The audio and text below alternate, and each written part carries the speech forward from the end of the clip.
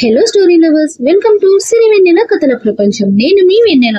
ఈ రోజు మన స్టోరీ స్టార్ట్ చేయబోయే ముందుగా అందరికి ఒక చిన్న మాట అండి.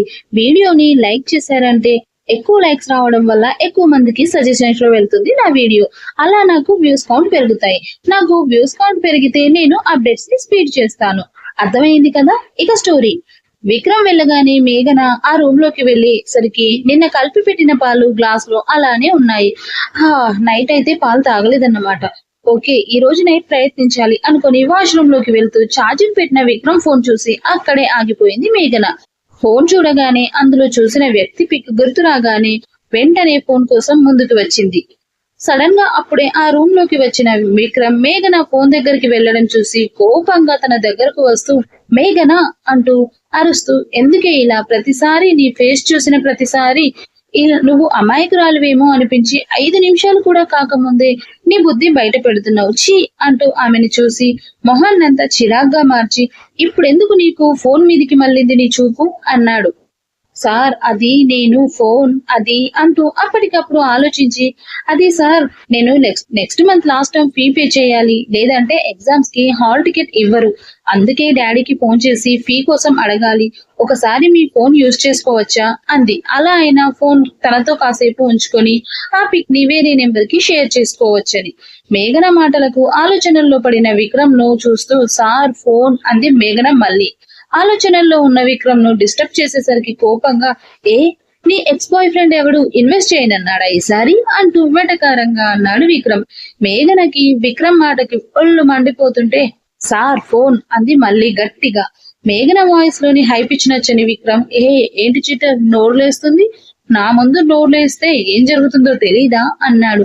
మేఘన సైలెంట్ గా ఉండడంతో ఆమెను తన మీదకు లాక్కొని, ఏంటి తెలుసా లేదా అని అడిగారు మరోసారి బేస్ వాయిస్ లో.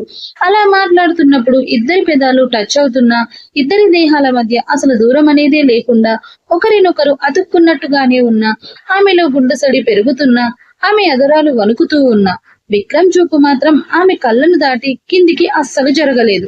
మీకు అర్థమవుతుందా? అతని ఇంటెన్షన్ ఆమెను శారీరకంగా అనుభవించడం కాదు, కేవలం ఆమెని మానసికంగా దెబ్బ కొట్టడం మాత్రమే. నేను ఇంతకు ముందు కూడా చాలా సార్లు చెప్పాను, అతను బయట వారి ముందు మాత్రమే ఆమెతో రొమాంటిక్స్ లుక్స్ గాని టాక్స్ గాని ఉంటాయి. ఇద్దరు మాత్రమే ఉన్నప్పుడు ఆమె పట్ల అతనికి ఏమాత్రం ఆకర్షణ ప్రేమ అలాంటివి ఏమీ ఉండవు. తెలుసు సార్ అంది భయంగా మేఘన అతనికి దూరం జరగబోతు. దాట్స్ గుడ్ అంటూ ఆమెని వదిలి వెళ్ళు, ఈవినింగ్ నీ బాబుకి మెసేజ్ పాస్ చేస్తా అన్నాడు విక్రమ్. సరే సార్ అంటూ తలదించుకొని వాష్రూమ్ లోకి వెళ్లిపోయింది మేఘన. మేఘన వెళ్లిపోగానే విక్రమ్ ఆమె చెప్పిన దాని గురించి ఆలోచిస్తూ తను కూడా ఆ రూమ్ నుండి బయటకు వెళ్లిపోయాడు. అదే రోజు హాస్పిటల్ కి వెళ్ళగానే మేఘన ఫోన్ కి సంబంధించిన నోటిఫికేషన్స్ అన్ని తన నెంబర్ కి వచ్చేలాగా సెట్టింగ్స్ చేసి మేఘా ఫోన్ ఛార్జ్ పెట్టి ఆన్ చేసి మేఘా లాగా వాళ్ళ డాడీకి మెసేజ్ చేశాడు విక్రమ్. మేఘా ఫోన్ నుండి మెసేజ్ రావడమే ఆతృతగా ఓపెన్ చేసిన వాళ్ళ డాడీ, భుజమ్మ ఫోన్ చేయనా అని మెసేజ్ చేశారు. నెక్స్ట్ మినిట్ నే మెసేజ్ చేసేది విక్రమ్ అవడంతో అక్కడ మేఘా కూడా లేకపోవడంతో, నో డాడీ ఇక్కడ నెట్వర్క్ సరిగా లేదు అని టెక్స్ట్ పెట్టాడు విక్రమ్. అలాగా, ఎలా ఉన్నావు తల్లి, ఇంకా క్యాంప్ లోనే ఉన్నారా అని అడిగాడు రామకృష్ణ. నేను బాగున్నా డాడీ, మీరెలా ఉన్నారు అని మేఘన లాగా టెక్స్ట్ పెట్టాడు విక్రమ్. మేము కూడా బాగున్నాం తల్లి, క్యాంప్ పూర్తయిందా, ఎలా చదువుతున్నావు, నేను ఇంకో 2 days లో క్యాంప్ పూర్తవుతుంది డాడీ, నెక్స్ట్ మంత్ నాకు ఎగ్జామ్స్ ఉన్నాయి కదా అంది. అవునా చిట్టి తల్లి, నాకు నిన్ను చూడాలని ఉందిరా, అమ్మ కూడా నీ మీద బెంగ పెట్టుకుంది అని మెసేజ్ చేశాడు మేఘా డాడీ.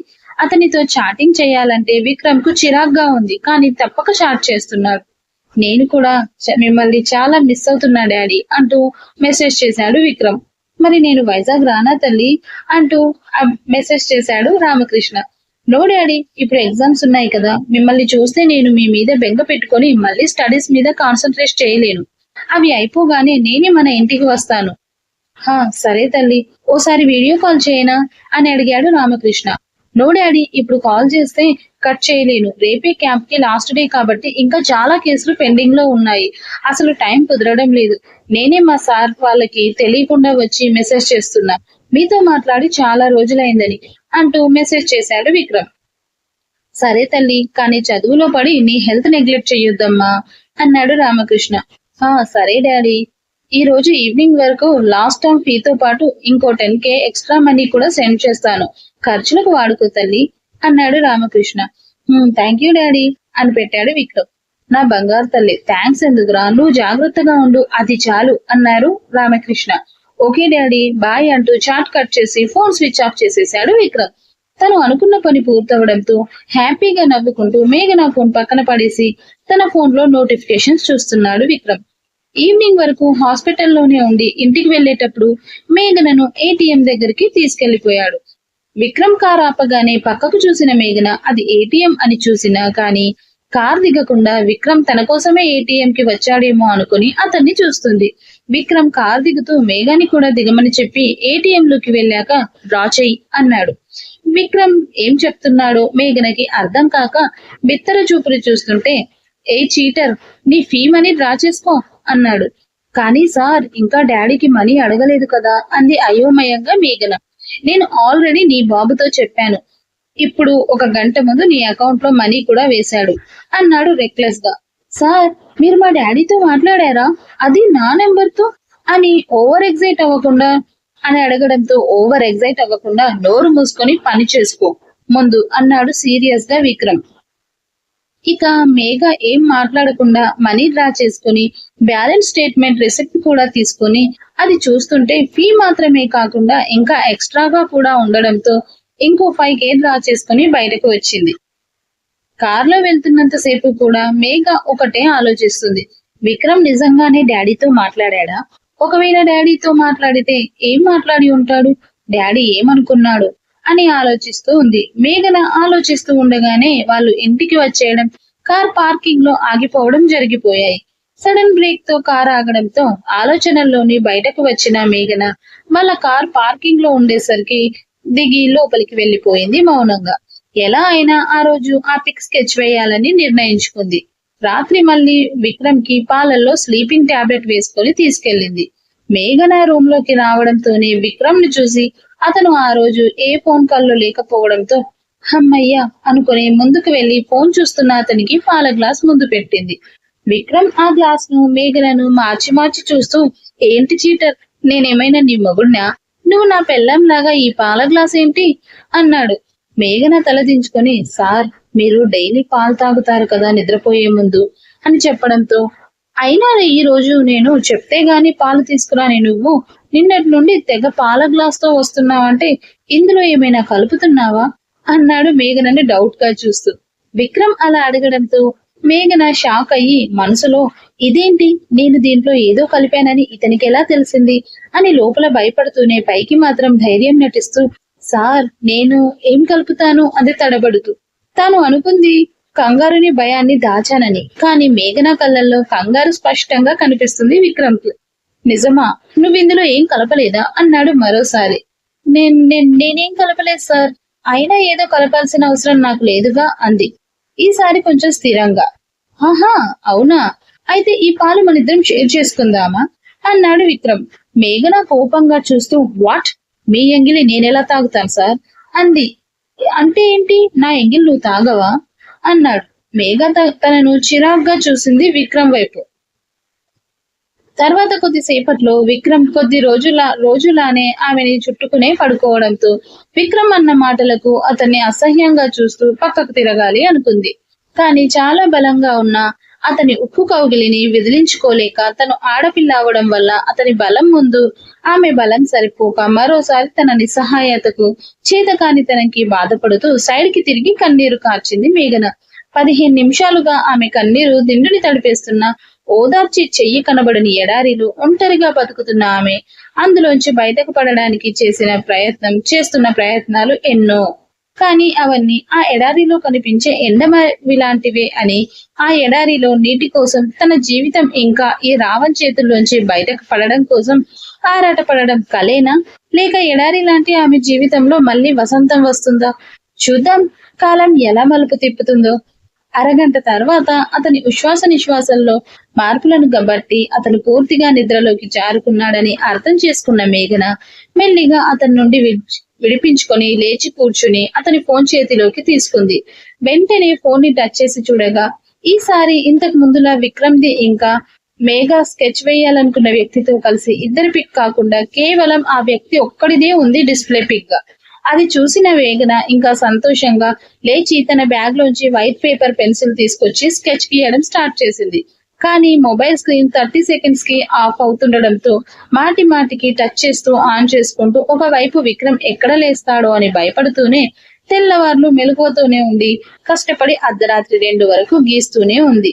అర్ధరాత్రి 2:30కు పిక్ వేయడం పూర్తి కాగానే మరోసారి ఫోన్ ఆన్ చేసి తను గీసిన పిక్ కి సరి చూసుకుంది.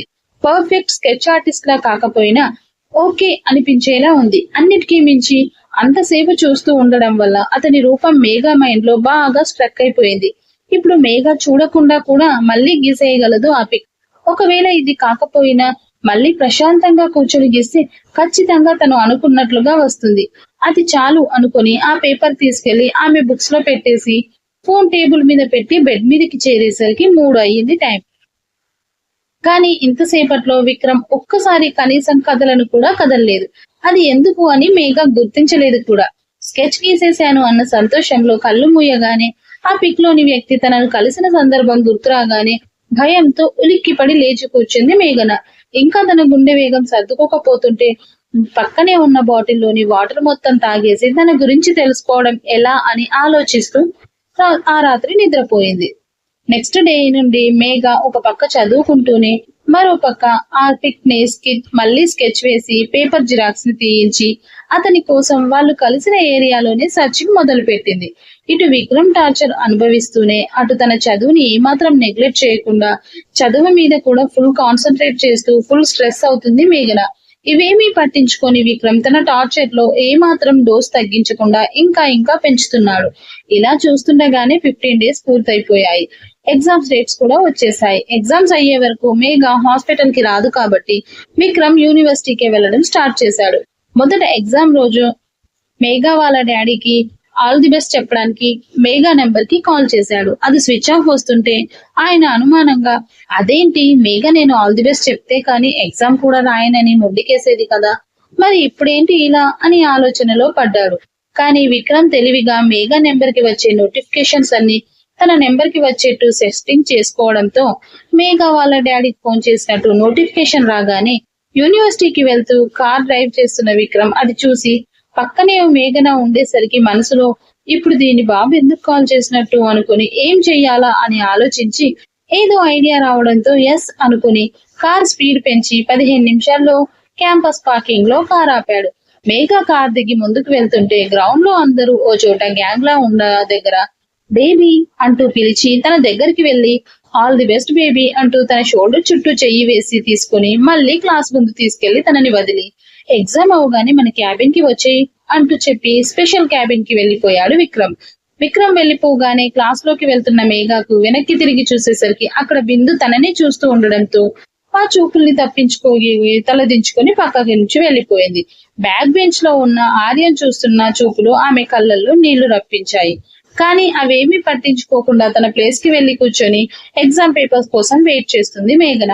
అక్కడ నుండి ఫాస్ట్ గా తన క్యాబిన్ కి వెళ్లిన విక్రమ్ వెంటనే పాకెట్ లో ఉన్న మేఘా ఫోన్ ఆన్ చేసి అందులోంచి వాళ్ళ డాడీకి మెసేజ్ చేశాడు వాట్సాప్ లో. వాళ్ళ డాడీ ఉదయం నీకు ఫోన్ కాల్ చేస్తుంటే స్విచ్ ఆఫ్ వచ్చింది తల్లి, ఏం జరిగింది అంటూ అడిగాడు మేఘాల. అది డాడీ ఆన్ లో ఉంటే కాన్సన్ట్రేషన్ చేయలేనని నేనే స్విచ్ ఆఫ్ చేశాను అని మెసేజ్ చేశాడు. ఓ అవునా తల్లి, అది నిజమేలే అంటూ ఎగ్జామ్ గురించి కాసేపు మాట్లాడి ఆల్ ది బెస్ట్ చెప్పగానే థ్యాంక్ యూ డాడీ అని కాల్ చాట్ కట్ చేసి క్షణం కూడా ఆగకుండా ఆఫ్లైన్ చేసి స్విచ్ ఆఫ్ చేశాడు విక్రమ్. అలా ఎగ్జామ్స్ కంటిన్యూగా జరుగుతూనే ఉన్నాయి. ఎగ్జామ్ అవుతున్న రోజుల్లో విక్రమ్ మేఘనని డైలీ రోజు తనే కార్ లో తీసుకెళ్లడం ఇంకా పికప్ కూడా తనే చేసుకునేవాడు. యూనివర్సిటీలో ఎగ్జామ్స్ లో ఉన్నంత వరకు మాత్రమే తనకు ఫ్రీడమ్. ఎగ్జామ్ అవగానే తనతో పాటే ఉంచుకునేవాడు.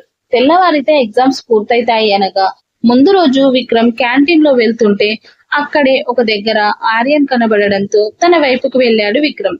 విక్రమ్ దగ్గర దాకా వెళ్లేంత వరకు తెలియలేదు అక్కడ ఆర్యన్ తో పాటు నవీన్ కూడా ఉన్నాడని. ఆర్యన్ నవీన్ తో రే నవీన్, నీకో విషయం, మేఘా విషయంలో ఎన్ని రోజులు ఓపిక్ గా ఉన్నాను నీకోసం. రేపటితో ఎగ్జామ్స్ కూడా అయిపోతున్నాయి. నేను రేపే మేఘనాకి నా లవ్ విషయం చెప్పి తనకి విక్రమ్ తో ఉన్న ప్రాబ్లం ఏంటో కనుక్కుంటాను. నాకెందుకో మేఘ విక్రమ్ ను తప్పక భరిస్తుందే తప్ప ప్రేమతో అతనితో ఉండట్లేదని అనిపిస్తుంది. అదేంటో కనుక్కొని నా మేఘను రావణుడి లాంటి ఆ విక్రమ్ చెర నుండి విడిపిస్తాను అన్నాడు ఆర్యన్. రే ఆర్యన్, ఏంట్రా నువ్వు అనేది? ఆ మేఘన విక్రమ్ తో అంత క్లోజ్ గా ఉంటుందో? రోజు చూస్తూనే ఉన్నావు కదా, అయినా గానీ నీకు ఇంకా ఇంత పిచ్చి నమ్మకం ఏంట్రా ఆ మేఘ మీద అన్నాడు నవీన్. ప్లీజ్ నవీన్, ఇక ఈ విషయంలో నన్ను ఆపాలని ప్రయత్నించుకో. ఇన్ని రోజులు కేవలం నీకోసమే ఆగాను, ఇక నన్ను ఆపాలని చూడకురా అని సీరియస్ గా చెప్పి అక్కడి నుండి వెళ్తున్న ఆర్యన్ కి కనబడకుండా చాటుగా దాక్కున్నాడు. వీళ్ళ మాటలన్నీ విన్న విక్రమ్.